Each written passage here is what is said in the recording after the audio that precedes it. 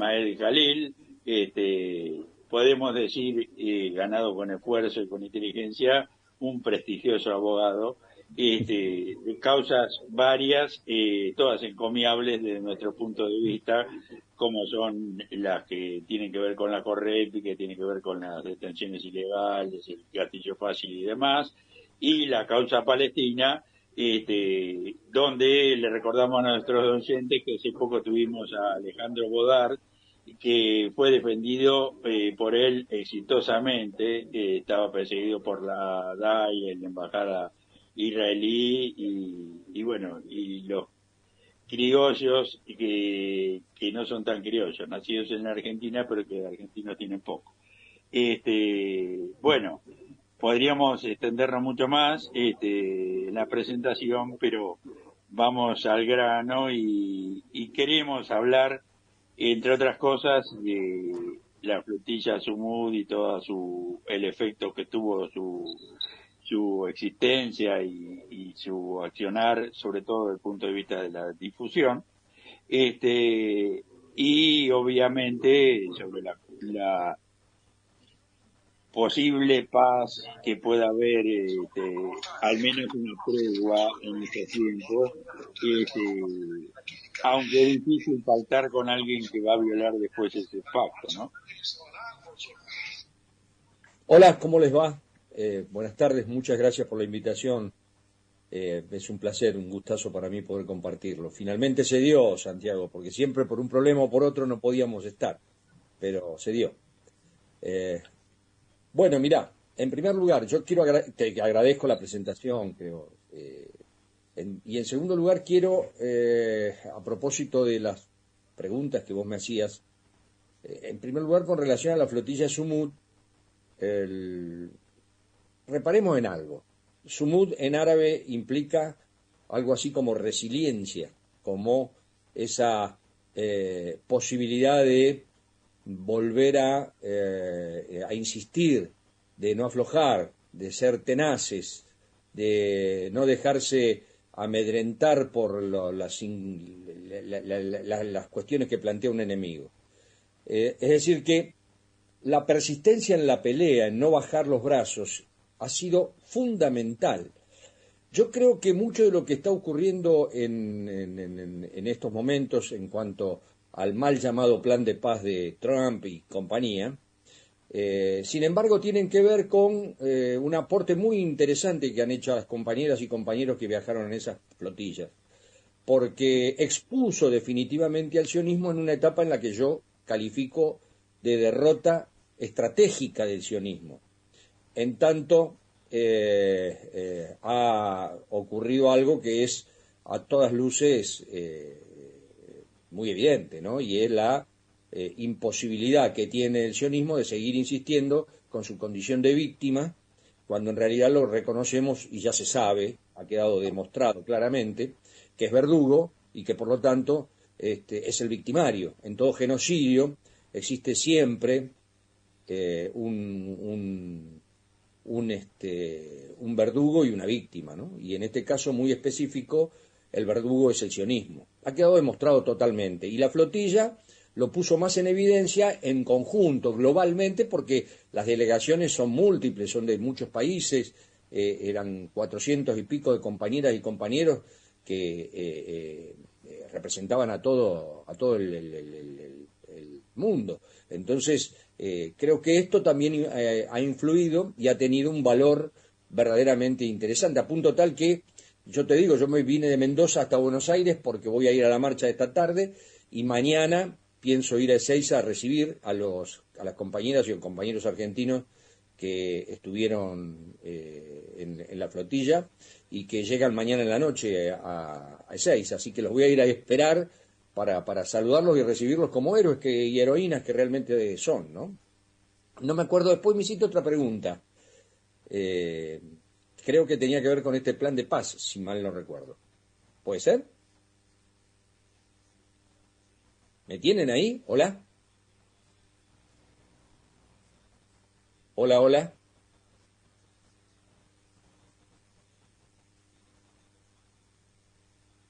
¿Ustedes me tienen ahí? Bueno, me hiciste la pregunta, si mal no recuerdo, yo no te puedo escuchar, así que había otra pregunta que me hiciste y no tengo en este momento la referencia, pero si no mal no recuerdo, creo que vos me preguntabas sobre la posibilidad de que el acuerdo o la propuesta de acuerdo de Trump y tuviera algún tipo de acogida favorable por parte de la resistencia la resistencia armada de Palestina, ya sea Hamas, sea la Yihad, sea el Frente para la Liberación, el Frente Popular para la Liberación Palestina. Lo primero que tengo que decirte es que, como vos bien lo anunciabas, yo no considero ni creo que pueda haber ningún tipo de acuerdo porque ni Israel ni Estados Unidos quieren acordar nada para no reconocer nunca jamás a Palestina, y porque la solución de dos estados es inviable absolutamente, porque eso implicaría, para que se pudiera dar una cosa como esa, más allá de las cuestiones materiales que tienen que ver con el territorio y los límites, implicaría también saber cómo va a pagar Israel, y cuando digo pagar no hablo solamente en lo material, hablo también en lo judicial. ¿Cuándo va a pagar Netanyahu y su banda, y el sionismo en general, los crímenes de guerra cometidos? ¿Cuándo va a reparar y a pagar, si se puede hablar en esos términos, el genocidio que está cometiendo? Entonces, yo creo que eso nunca se va a dar, y si eso no se da, es imposible. Y como se va a hacer imposible la convivencia de dos estados, porque además Israel no tiene ningún derecho a existir como estado, estamos hablando en carácter administrativo, no como pueblo, sino como estado estoy hablando, ¿no? Entonces, bueno, no le veo demasiado futuro a estas negociaciones. Sí creo interesante la respuesta que dio la resistencia, que no se va a desarmar y que, bueno, se sienta a negociar, porque ellos sí quieren la negociación y quieren saber cuáles son las pautas que podrían concederse, y cuáles son las que se van a recibir. Ahora, si todo es una entrega incondicional e ilimitada, y bueno, acá lamentablemente hay conflicto para rato, ¿no?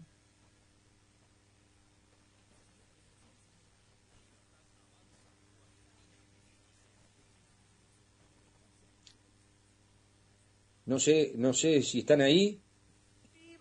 A ver. Y de Barquisimeto. Vale. Imagino que Santiago tuvo algún problema con el internet. No ha estado muy prolijito estos días. Ajá. Sí, quería comentar de Jalil. Estamos organizando acá en Barquisimeto, como te ponía en el texto, una marcha con doble propósito. Nosotros de manera permanente estamos en muchos grupos de solidaridad. El programa de hoy, indistintamente de que estés tú, siempre ponemos 3, 4 temas de Palestina. Acabamos de poner uno de Roger Waters, Song for Palestine. Y ahorita, después del programa justo, yo trabajo en la Intendencia de Barquisimeto. Es la cuarta Ajá. ciudad más grande de Venezuela. Estoy en cooperación internacional. Tenemos una marcha en solidaridad con el pueblo palestino y, bueno, denunciando la matanza de nuestros pescadores aquí en el Caribe por parte del imperialismo, que quiere quedarse con nuestro petróleo, nuestro torio, nuestro gas, nuestra agua, nuestros recursos, y nos acusa de narcotraficantes, y nos acusa de lo que a ellos se les ocurra. Pero lo objetivo aquí es que vemos esta conducta típica del sionismo con la flotilla Sumut, y vemos, mira, ya regresó Santiago, qué bueno. Y vemos también con preocupación que presentan un plan de paz que no fue discutido con nadie, un plan de paz en principio inaceptable y que pareciera más destinado a ir quebrando cada día más las posibilidades de resistencia del pueblo palestino. Yo suelo ser muy discreto para no tocar las cosas que dividen, sino empujar las cosas que unen y las que suman y las que multiplican. Y hay una comprensión absoluta del pueblo palestino en general y gazatí en particular de que no se van de su tierra. Esta comprensión viene del vínculo de los palestinos con su tierra, y es un vínculo milenario, es un vínculo ancestral. Han pasado imperios de todo tipo y ha persistido el pueblo, llegando a tener la configuración que hoy tiene. ¿Cómo ves tú en un futuro a corto plazo la evolución de este mamotreto jurídico que sería un eventual plan de paz, poniendo a un payaso como Tony Blair responsable de decenas y centenares de miles de muertos al frente de una autoridad palestina eventual. A ver, Gerardo, no me quiero olvidar de algo, que es primero expresar la absoluta solidaridad con el pueblo venezolano y con el repudio absoluto a la intervención del imperialismo sobre territorio, aguas, aire, que corresponde a nuestra hermana República Bolivariana. Así que eso es lo primero que te quería dejar ya establecido. Incondicional, además. Que quede claro que ese apoyo y esa solidaridad y ese repudio son incondicionales. Muchas gracias.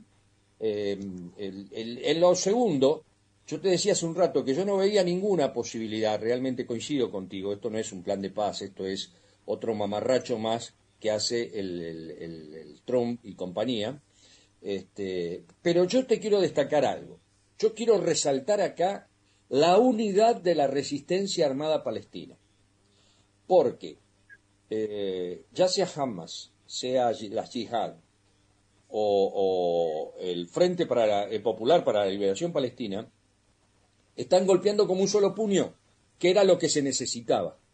Y yo creo que apostaron, y vos fíjate cómo fueron, de algún modo, respaldando cada una de esas organizaciones la respuesta de Hamas. Porque la respuesta de Hamas dice simplemente, nos sentamos a negociar a ver qué quieren, qué condiciones quieren, pero no nos vamos a desarmar, no vamos a entregar ni un tenedor. Esto es algo muy parecido a lo que están haciendo en el Líbano con Hezbollah. Al tiempo que están entrando por el sur, yo vengo de estar allí, vamos a ser muy claros, yo estuve en Irak y en el Líbano hace 30 días, así que estuve en el sur del Líbano, vi las bombas, ayer hubo otro bombardeo en el pueblo donde yo estuve, y están intentando debilitar a Hezbollah, y vos sabés que en Beirut hay un dicho que es, a Hezbollah lo apoya el 30%, pero si el sionismo ataca lo va a apoyar el 70%.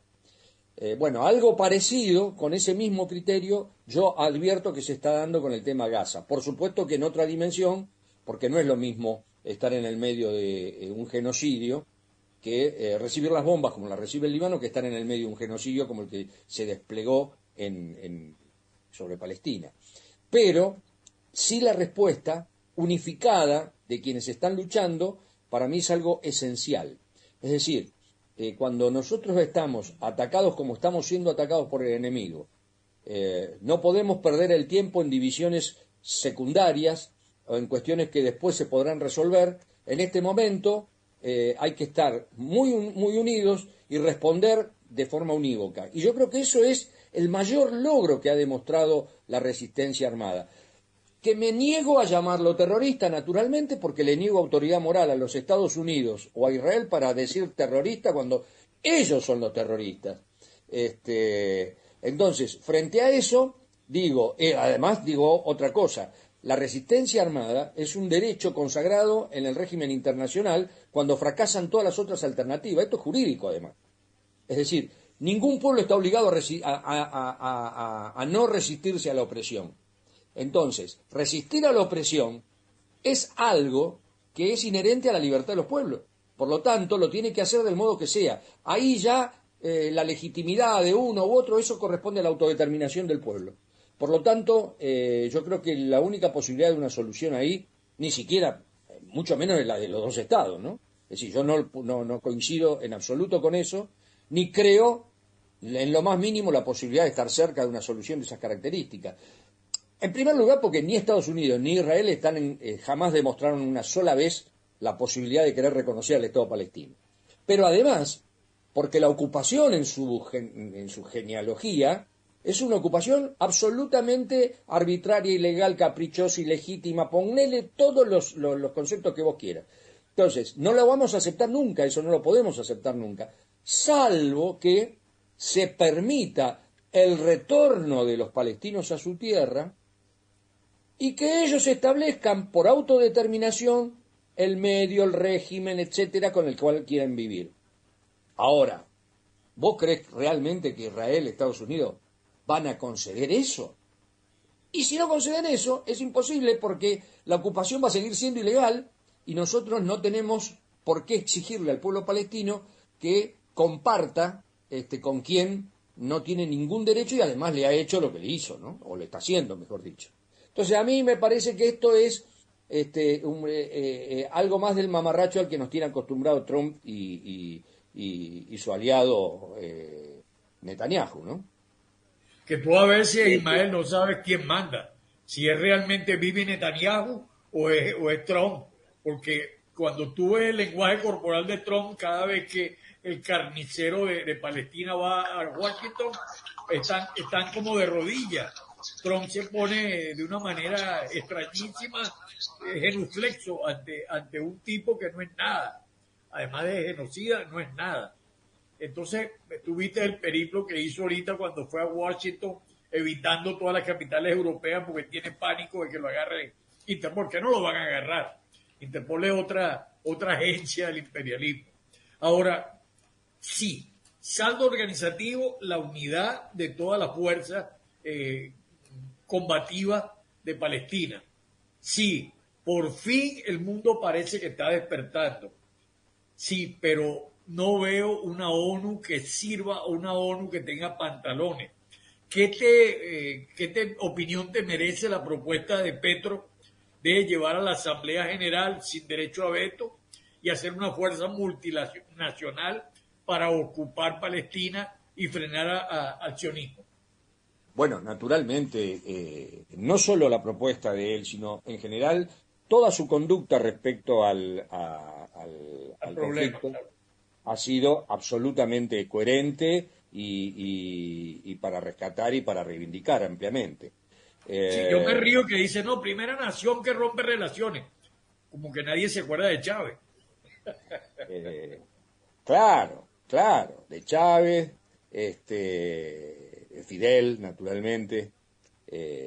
Bueno, tenemos ejemplos muy claros. Han sido, por algo son el nivel de estadistas que han tenido y que lo han llevado a percibir la realidad del mundo mucho antes y con mucha mayor inteligencia que muchos referentes actuales, ¿no? Pero independientemente de eso, yo no quiero dejar pasar por alto algo que yo, si mal no recuerdo, se lo escuché decir también a Petro.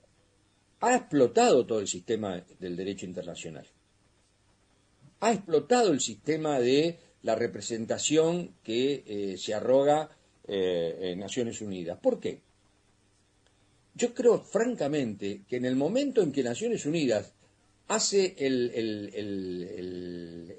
la creación del Estado de Israel, cuando impone la creación del Estado de Israel, que es porque Estados Unidos, particularmente Estados Unidos, tiene un interés en la zona y en poner un Estado gendarme, ya empieza a caerse en el año 48. Lo que pasa que se sostiene durante un tiempo porque sí la correlación de fuerza a nivel mundial era diferente.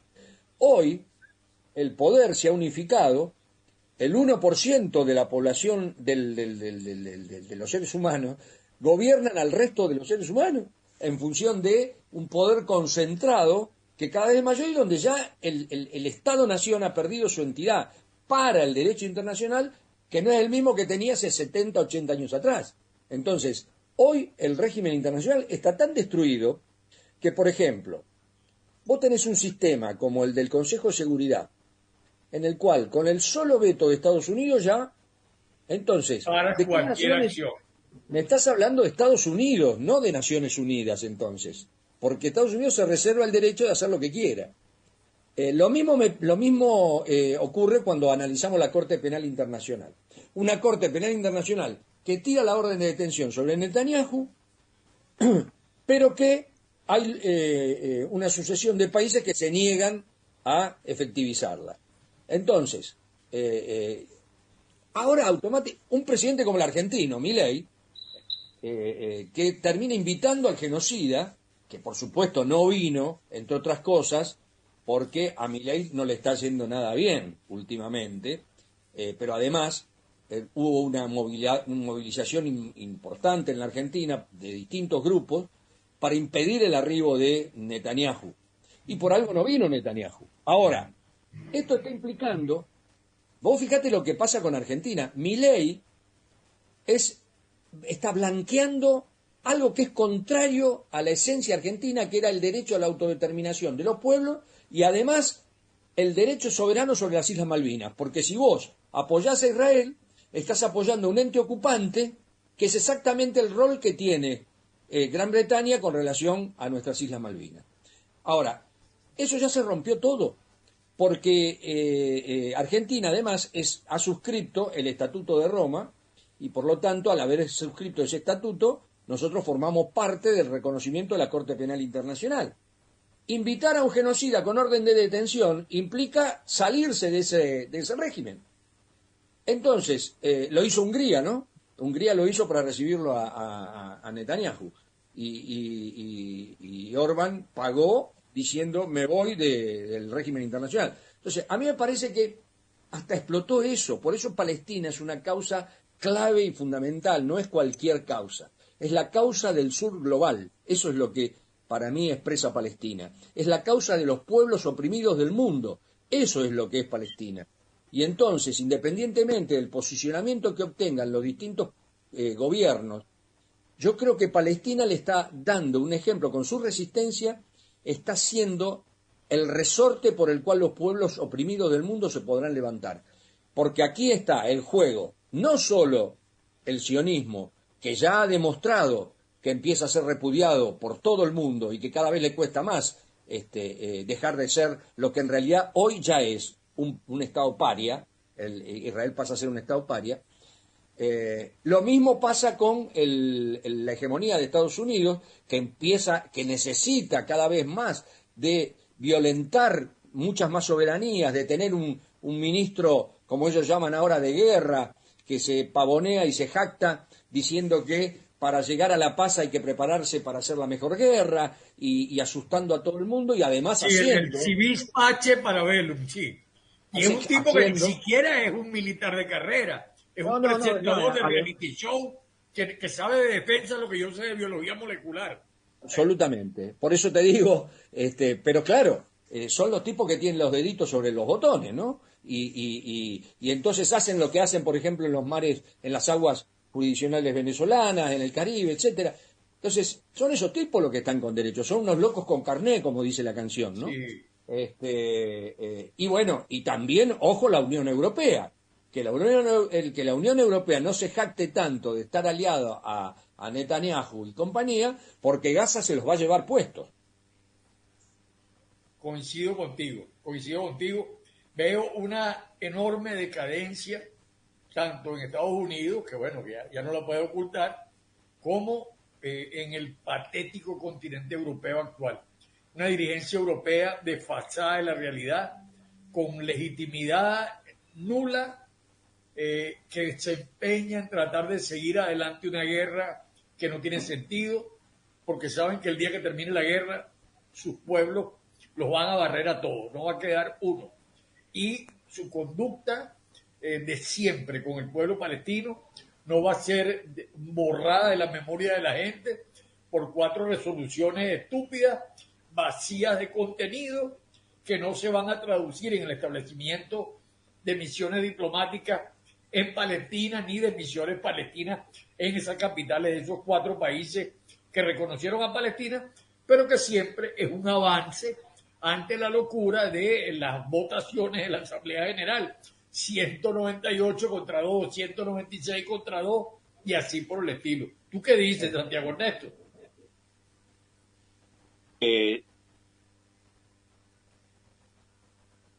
Las Naciones Unidas están en decadencia total, así como el derecho internacional, como lo planteó Ismael. El tema es que esto, por más que uno tenga esperanza, que se ve que se ha avanzado mucho, pareciera que no tiene una solución a corto plazo, porque, por ejemplo, los 2 estados es inviable y quizá fue inviable siempre. Ahora, crear un solo estado con la realidad actual también es imposible. Uno podría decir, sí, está mal de entrada y tendría que, no voy a usar esa palabra, he pensado desaparecer, dejar de existir el Estado de Israel por su origen espurio. Pero bueno, eso tampoco tiene viabilidad práctica. Mientras tanto, los pobres gazatíes y también los cisjordanos y también los libaneses, iraqueses, iraníes y todos los que están ahí cerca de la zona del conflicto, eh, pagan el pato muriendo con hambrunas y con riesgo permanente, ¿no? Bueno, Ese es este es el tema clave para mí, Santiago. Este es el tema clave. Porque hay un proyecto que todos conocemos que es el Gran Israel. Ya se han quedado con Siria, ¿no? Que hoy tiene un presidente que hasta hace unas horas Desde el nomás... Nilo hasta el Éufrates, Ismael. Bueno, por eso. Vos fíjate, se han quedado con Siria de la mano de un auténtico terrorista, de alguien que hasta hacía unas horas antes era buscado por todo el mundo y de golpe 15 millones de dólares por terrorista, como Bueno. Nicolás Maduro. y ahora se paró, claro, y ahora no lo eligió nadie y ahora se paró en las Naciones Unidas como un gran estadista de Siria. Bueno, este es el paso adelante que ha dado Israel. Están queriendo que se desarme Hezbollah y están queriendo de algún modo hacer lo mismo con la resistencia islámica. Bueno, para información concreta de eso, yo lo viví en carne propia, lo vi en el Líbano, muy lejos estamos de eso. Por más que hayan querido demonizar a los líderes de Hezbollah y lo hayan hasta incluso martirizado, como lo hicieron con Hassan Nasrallah, lo que no pueden de ninguna manera manejar es el nivel de legitimidad que tenían esos referentes, porque los pueblos están alertas y están de algún modo identificados con esas expresiones, que son expresiones políticas con un brazo armado, pero son expresiones políticas que forman parte del juego interno de las naciones. Hezbollah tiene 2 ministerios en el Líbano, tiene escaños en el Congreso, tiene un brazo armado, y sí, tiene un brazo, ¿y cómo no va a tener un brazo armado si lo están bombardeando siempre? El derecho a la defensa es absolutamente inalienable para los pueblos. No lo ataquen más y después que pasen varios años sin que lo ataquen, entonces conversamos sobre el desarme. Pero ahora es pedir una rendición y eso es absolutamente inviable. Y además hay otra cuestión. Estuve en Irak. Irak tuvo 2 incursiones norteamericanas que fueron masacres absolutas. Estamos hablando de el mayor cementerio del mundo porque hay 1 millón de muertos por el efecto del ataque estadounidense en Irak, por las 2 invasiones, ¿no? Y pasa Armas de exactamente lo destrucción masiva que nunca encontraron. buscando armas químicas que nunca encontraron, buscando armas químicas que nunca encontraron. Y después queda Jordania, que está completamente sometida. Jordania interceptó misiles que enviaba, que mandaba Irán en el medio de la guerra de los 12 días, con un detalle. Han demonizado a Irán como se ha instalado a nivel mundial una islamofobia, y yo la pregunta que me hago es, ¿a cuántos países vecinos bombardeó Irán alguna vez? A ver si me pueden señalar un conflicto en el cual Irán haya bombardeado a un país vecino. Díganme cuántos, en cambio, cuántos tuvo Israel de esos, a montones. Díganme por qué se le critica a Irán su programa nuclear si forma parte del Tratado de Armas Nucleares Mundial. ¿Acaso Israel forma parte de ese tratado? ¿Integra ese tratado? ¿Lo reconoce ese tratado? Y tiene 500 Sin embargo, tiene armas nucleares y sin embargo tiene armamentismo nuclear no controlado. Entonces, cuidado con estas cosas, ¿no? Porque se empiezan a decir muy alegremente, a repetir las consignas del enemigo y después se instalan entre nosotros mismos también. Muchas veces pasa eso. Entonces hay que ser muy cuidadoso con estas cosas. Por eso yo sostengo que yo creo que hay un conflicto para largo rato, porque el proyecto de la Gran Israel está en marcha y honestamente hoy por hoy lo que más le duele a Israel es la resistencia que se emplea desde estos lugares que yo te digo. Y no me quiero olvidar de un chiquitito, un país chiquito, un país que pero que simbólicamente para mí amo ese país y es Yemen.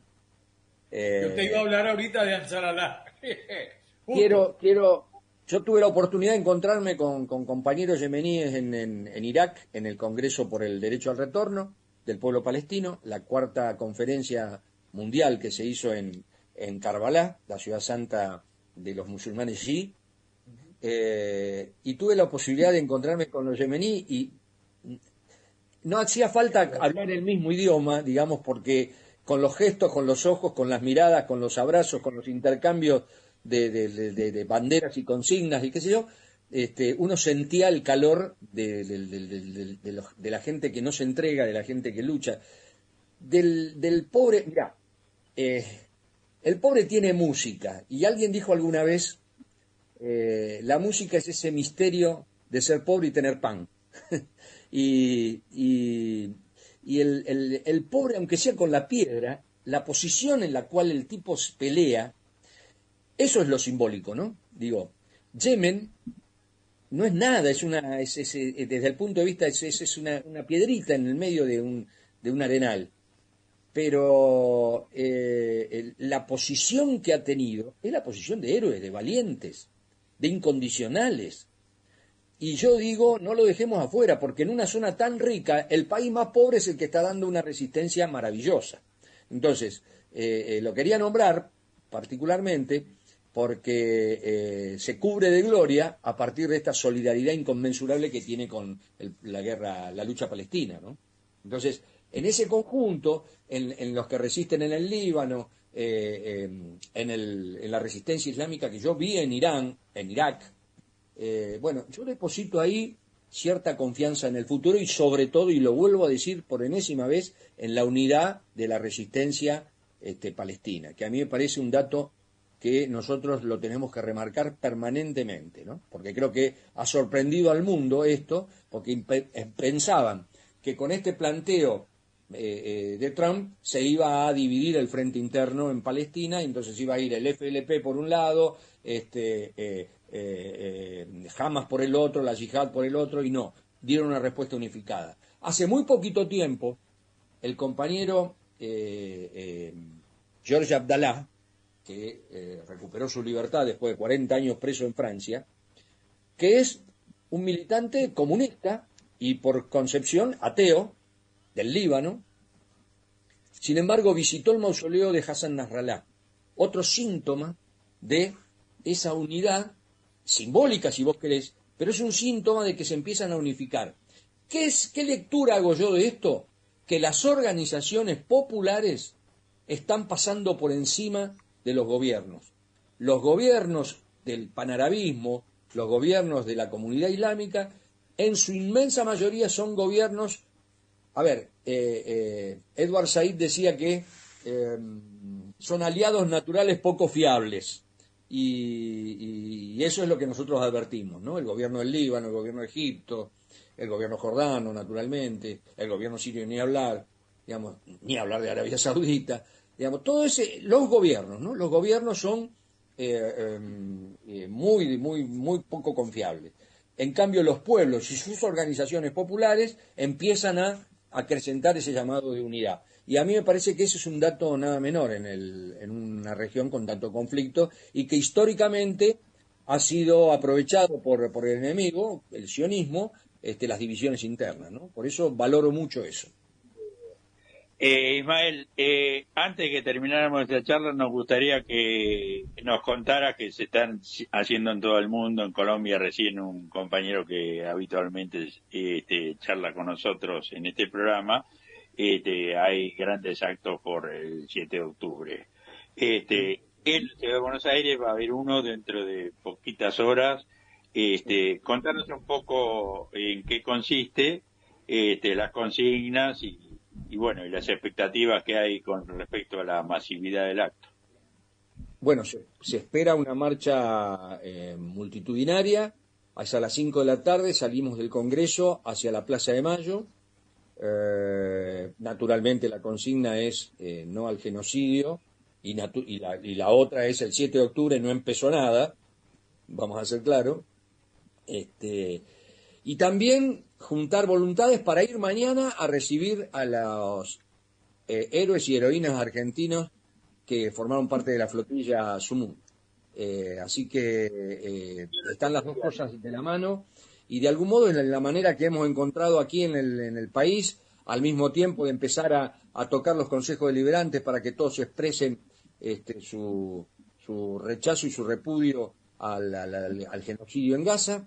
Es el modo que hemos encontrado para solidarizarnos con el pueblo hermano palestino, insisto, con la calidad de causa del sur global, que es Palestina, no es cualquier causa, y por eso creo que, lo vuelvo a repetir como comencé, creo que estamos asistiendo a un hecho clave en la historia de la humanidad, y que es la derrota estratégica del sionismo y el poner en discusión la hegemonía, desde el punto de vista, insisto, estratégico, porque lo táctico es posible que nos sigan tirando bombas, nos sigan matando, pero nos van a tener que matar a todos, porque mientras quede el espíritu de soberanía, de independencia, de solidaridad internacionalista, además, bueno, van a tener que matarnos uno por uno, hasta el último, porque tiene un peso esto de la lucha que el enemigo desconoce.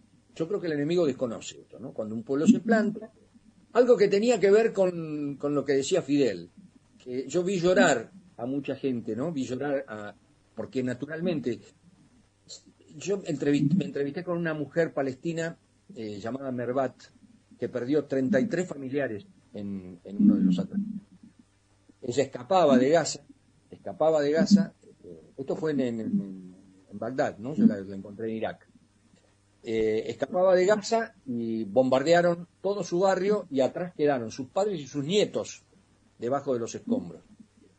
Cuando yo hablé con Merbat ya estaba seca de tanto llorar. Y entonces hice esta correlación y me acordé inmediatamente de algo que Fidel dijo alguna vez y todavía resuena hoy. Cuando un pueblo viril, vigoroso, enérgico, llora, que tiemble la injusticia. Y yo creo que se tienen que cuidar los criminales, los asesinos como Netanyahu, como Trump, el sionismo, el imperialismo, en definitiva. Ojo, en esta lucha que es anticolonial y es antiimperialista, nada está terminado. Podremos estar mal hechos, pero nunca terminado. Bueno. Seguro. Bueno, Ismael, repetinos entonces la hora y el recorrido de hoy, y si tenés el horario cuando llegan los de la flota Sumud, los argentinos que llegarían. La flotilla Sumud, los 3 argentinos llegan a las 20 horas mañana en el Aeropuerto Internacional de Ezeiza. Y hoy la marcha es dentro de 3 horitas, a las 5 de la tarde, en Congreso hacia Plaza de Mayo, en la ciudad de Buenos Aires, ¿no? Después hay 14 lugares más en el resto del país que están convocando a distintas marchas. Nosotros tuvimos la propia en la ciudad de Mendoza el viernes pasado, y fue realmente maravillosa la convocatoria, ¿no? Bien, te agradecemos muchísimo la presencia de hoy, te volveremos a invitar dentro de un tiempo, porque esto sigue y no se termina ni mañana ni pasado. No, con ustedes siempre que me necesiten, que podamos hablar, lo vamos a hacer. Vuelvo y reitero el abrazo al hermano pueblo de Venezuela.